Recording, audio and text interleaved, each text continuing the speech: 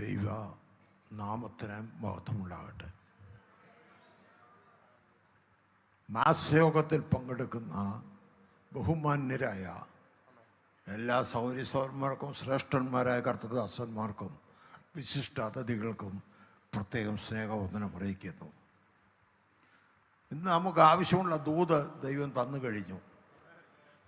എത്ര പേർക്കറിയാം? ദൈവം നമ്മോട് സംസാരിച്ചു കഴിഞ്ഞു. മിസ്രൈമിൽ ശവക്കുഴി ഇല്ലാഞ്ഞിട്ടാണോ ഈ ചെങ്ങളുടെ തീരത്ത് ഞങ്ങളെ കൊല്ലാൻ കൊണ്ടുവന്നിരിക്കുന്നതെന്ന് ചോദിക്കുന്ന പിറുറുക്കുന്ന ജനം.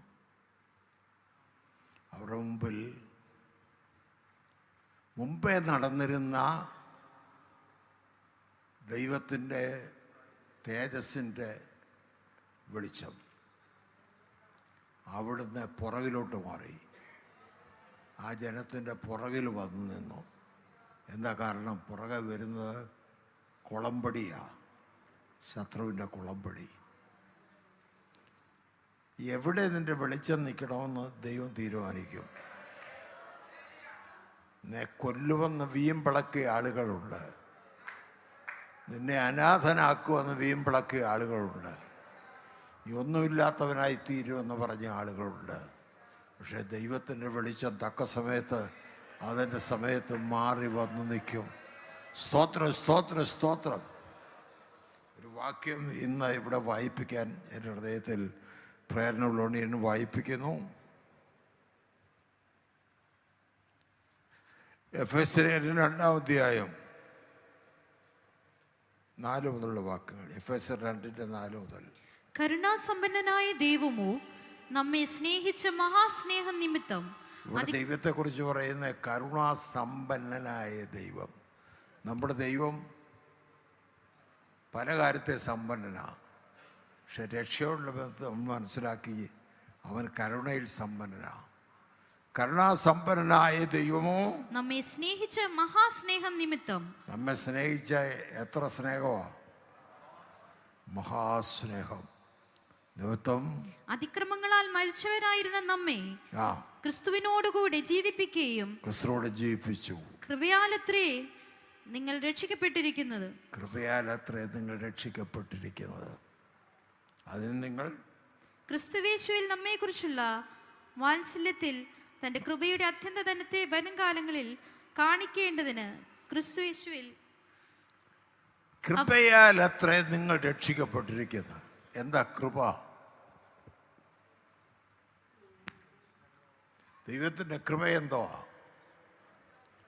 അർഹതയില്ലാത്തടത്ത് ദൈവം കൊടുക്കുന്ന ദാനത്തിൻ്റെ പേരാ കൃപ.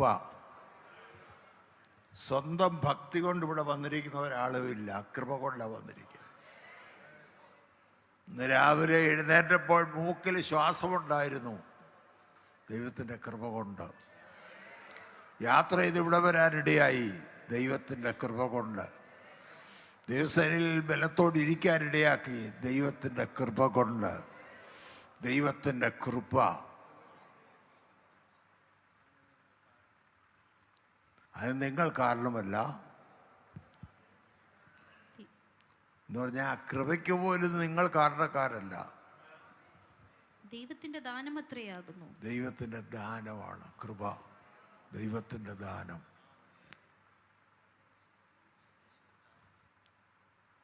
ഒരു യോഗ്യതയുമില്ല, ഒരു യോഗ്യതയുമില്ല. നീ പെന്തിക്കോസ് ജനിച്ചു വളർന്ന ആളാ, പാസ്റ്ററുടെ മകനാ, പക്ഷേ അതൊരു യോഗ്യതയല്ല രക്ഷിക്കപ്പെടാൻ. ഒരു യോഗ്യതയുമില്ല. പിന്നെങ്ങനെയാ കൃപ? കൃപ. എൻ്റെ വിശ്വാസം സ്വർഗത്തിൽ ചെന്ന് കയറുമ്പോൾ ആദ്യം നമുക്ക് പറയാൻ പറ്റുന്ന അതായിരിക്കും, കൃപയാൽ ഇവിടെ എത്തി, കൃപയാലെത്തി. വീഴാതെ വണ്ണം നിങ്ങളെ സൂക്ഷിക്കും. ദൈവത്തിൻ്റെ മഹിമാസന്നയിൽ നിങ്ങളെ കളങ്കമില്ലാത്തവരായി നിർത്തും. നിൽക്കുമെന്നല്ല, ആനന്ദത്തോടെ നിർത്തും. അവനെ നിർത്തുന്നു, നീ നിൽക്കുകയല്ല. അതാണ് കൃപയുടെ വലുപ്പം. കൃപ തന്നെ രക്ഷിച്ചെങ്കിൽ വഴിയിലിട്ടേച്ച് പോകത്തില്ല. കാരണം അവരുടെ സ്നേഹം നിത്യസ്നേഹമാണ്. നിത്യസ്നേഹം എന്ന് പറഞ്ഞാൽ അർത്ഥം ഇടയ്ക്ക് മുറിയാത്ത സ്നേഹമാണ്. നിൻ്റെ അമ്മ നിന്നെ കാണുന്നതിന് മുമ്പ്, നിൻ്റെ അപ്പൻ നിന്നെ കാണുന്നതിന് മുമ്പ്, ലോകസ്ഥാപനത്തിന് മുമ്പ് അവൻ നിന്നെ തിരഞ്ഞെടുത്തതാണ്. വെറുതെ ഇവിടെ കയറി വന്നിരിക്കുകയല്ല. അവൻ വേർതിരിച്ച് മുദ്രയിട്ട് വിടിരുത്തിയിരിക്കുക. പരിശുദ്ധാത്മാവിൻ്റെ മുദ്ര. പലർക്കും പേടിയുണ്ട്, യേശുവിൻ്റെ വരവിൽ പോവുമോ ഇല്ലയോ, എന്തെങ്കിലും പറ്റുമോ. ഇങ്ങനെ ആ രക്ഷയുടെ ഭദ്രത തലച്ചോറിലില്ലാത്ത പല വിശ്വാസികളുണ്ട്. ഇന്ന് ഞാൻ വചനത്തിൽ നിന്ന് ഉറപ്പ് തരുന്നു, രക്ഷയ്ക്ക് ഭദ്രതയുണ്ട്. നീ വിശ്വാസത്തിൽ നിലനിൽക്കുന്നിടത്തോളം കാലം രക്ഷ മാറത്തില്ല. 2 വാക്കാണ് പ്രധാനപ്പെട്ടത്. ഒന്ന് കൃപ, 2 വിശ്വാസം. കൃപ ദൈവത്തിൽ നിന്ന് വരുന്ന, വിശ്വാസം നമ്മിൽ നിന്ന് ഉണ്ടാകുന്നതുമാണ്. നീ വിശ്വസിക്കുന്നിടത്തോളം കാലം നീ വീണു പോകത്തില്ല. ദൈവത്തിൻ്റെ കൃപ നിന്നെ താങ്ങി നിർത്തും. അതുകൊണ്ട് ഇവിടെ വന്നിരിക്കുന്ന മുഴുവൻ ആളുകൾക്ക് ഞാൻ ഉറപ്പ് തരാം, ദൈവത്തിൻ്റെ വചനപ്രകാരം ഇപ്പം കാഹളം നരിച്ചാൽ നാം എടുക്കപ്പെടും. നീ സംശയിച്ചിരിക്കരുത്, ഇരുചിന്തയോടെ ഇരിക്കല്ലേ. ഉറപ്പാണ്. അവൻ്റെ വരവെങ്കിൽ നീ എടുക്കപ്പെടും. അവൻ്റെ വരവെങ്കിൽ നീ ചേർക്കപ്പെടും. ഒരുപാട് കുറ്റങ്ങൾ നിന്നെക്കുറിച്ച് പറയാനുണ്ട്. ദുഷ്ടപിശാച് തന്നെ വിരൽ ചൂണ്ടിക്കൊണ്ട് ഒരുപാട് കുറ്റങ്ങൾ പറയുന്നുണ്ട്. എങ്കിലും ദൈവത്തിൻ്റെ തെറ്റുപറ്റാത്ത വചനം അത് നിനക്ക് തരുന്ന നിത്യസ്നേഹത്താൽ അവൻ നിന്നെ സ്നേഹിച്ചു. സ്നേഹസമ്പന്നനായ ദൈവം വഴിയിലിട്ടാനല്ല നിന്നെ വിളിച്ചത്, അവിടെ കൊണ്ടെത്തിക്കും. കർത്താവിൻ്റെ വരവിപ്പോൾ ഉണ്ടായാലും നമ്മളെല്ലാവരും അവിടെ ചെല്ലും. നാളെ ഉണ്ടായാലും നമ്മളവിടെ ചെല്ലും. കാരണം അതിനുള്ള മുദ്ര നിൻ്റെ വരട്ടൊക്കെയാ. മായ്ക്കാത്ത മുദ്ര, മാറാത്ത മുദ്ര, പരിശുദ്ധാത്മാവിൻ്റെ മുദ്ര. പരിശുദ്ധാത്മാവിൻ്റെ മുദ്ര നിൻ്റെ മേലിട്ടിട്ടുണ്ടെങ്കിൽ ഉറപ്പാണ് നീ അവിടെ ചെന്ന് ചേരുമെന്ന്. ഉറപ്പുള്ളവർ കൈയുയർത്തി സ്തോത്രം ചെയ്യുക. Praise the Lord. Hallelujah, hallelujah. എൻ്റെ വാക്ക് ഞാൻ ചുരുക്കുകയാണ്. ഇത്ര ഓർത്താൽ മതി. കൃപ, കൃപ, കൃപ, കൃപ, കൃപ, കൃപ, കൃപ, കൃപ എന്ന ആർപ്പോട് അവരെ ആണിക്കല്ല് കയറ്റും. സെരുബ്ബാബേലിൻ്റെ മുമ്പിലുള്ള മഹാപർവ്വതമേ നീ ആര്? നീ സമഭൂമിയായി തീരും. കൃപ, കൃപ എന്ന ആർപ്പോട് അതിനാണിക്കല്ല് കയറ്റും. നമ്മുടെ ആർപ്പത കൃപ, ദൈവത്തിൻ്റെ കൃപ. ദൈവത്തിൻ്റെ കൃപ എത്ര വലിയത്, ദൈവത്തിൻ്റെ കൃപ എത്ര മനോഹരമായത്. അതിനൊപ്പം പറയാനൊന്നുമില്ല. കൃപയാൽ ഞാൻ രക്ഷിക്കപ്പെട്ടു, കൃപയാൽ ഞാൻ ദൈവത്തിന് ചെന്നേരും. അത് നിങ്ങൾ കാരണമല്ല. കൃപയാൽ രക്ഷിക്കപ്പെട്ട ഒരാൾക്ക് എഴുന്നേറ്റ് അവരെ തന്നെ പുകഴ്ത്താനൊക്കെയല്ല. കാരണം പുകഴ്ത്താനൊന്നും ഇല്ലാത്തതാണ് കൃപ കിട്ടിയത്. എൻ്റെ അച്ഛനായിരുന്നു, എൻ്റെ മാവി മടത്തിലമ്മയായിരുന്നു. അതുകൊണ്ടാണ് ഈ കൃപയിൽ ഞാൻ വന്നതെന്ന് ഒരാൾക്കും പറയാനൊക്കെയല്ല. കാരണം അതൊന്നും ദൈവം കണക്കിടുന്നേ ഇല്ല. ദൈവം കണക്കിടുന്നില്ല. കാരണം കൃപയാണ്. കൃപ തരുമ്പോൾ അതുവരെയുള്ള മുഴുവൻ യോഗ്യതയും വെട്ടിക്കളഞ്ഞിട്ടാണ് കൃപ തരുന്നത്. നിൻ്റെ പേപ്പർ എടുത്ത് നോക്കുമ്പോൾ ഒരു യോഗ്യതയുമില്ല. ദൈവം പറഞ്ഞു കൃപ കൊടുത്തേക്കാൻ പറഞ്ഞു.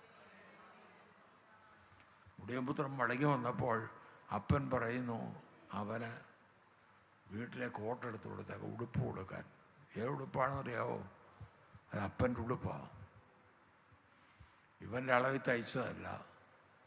അക്കാലത്തെ യഹൂദന്മാരുടെ പാരമ്പര്യമുള്ള പ്രൗഢികളായ യഹൂദന്മാരുടെ വീട്ടിൽ ഒരു ഒരു ഒരു അവിടുത്തെ കാരണവർക്ക് മാത്രം ധരിക്കാൻ കഴിയുന്ന ഒരു കോട്ടുണ്ട്. അത് വിവാഹാവസരത്തിലും പെരുന്നാൾ അവസരത്തിലും ഉപയോഗിക്കുന്നതാണ്. അത് കൊടുത്തേക്കാരാണ് പറഞ്ഞത്. അപ്പൻ്റെ കോട്ട്.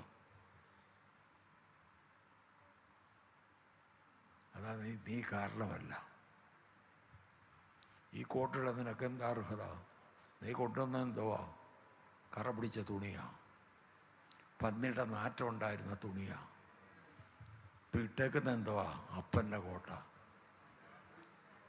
രക്ഷിക്കപ്പെട്ടപ്പോൾ അതുവരെയുള്ള നിൻ്റെ നീതി എടുത്ത് ദൂരെ കളഞ്ഞേച്ച് പകരം ദൈവത്തിന് നീതി നിനക്ക് തന്നു. യേശുക്രിസ്തുവിൻ്റെ നീതിയുടെ വസ്ത്രം നിനക്ക് തന്നു. ദൈവസ്നേഹം നമ്മൾ നിൽക്കുന്ന ആ കരയാണ്. അത് മാത്രമേ ഉള്ളൂ നമുക്കൊരു യോഗ്യത. കൃപ, കൃപ, കൃപ, കൃപ, കൃപ, കൃപ. ഓ കൃപ, കൃപ, കൃപ, കൃപ. 2 ദിവസം മുമ്പ് എൻ്റെ വീട്ടിൽ ഒരു വിശ്വാസി അയാളൊരു പുതിയ ഓട്ടോറിക്ഷ മേടിച്ചു. അത് പ്രാർത്ഥിച്ച് പ്രതിഷ്ഠിക്കാനായിട്ട് വീട്ടിൽ കൊണ്ടുവന്നേക്കുക.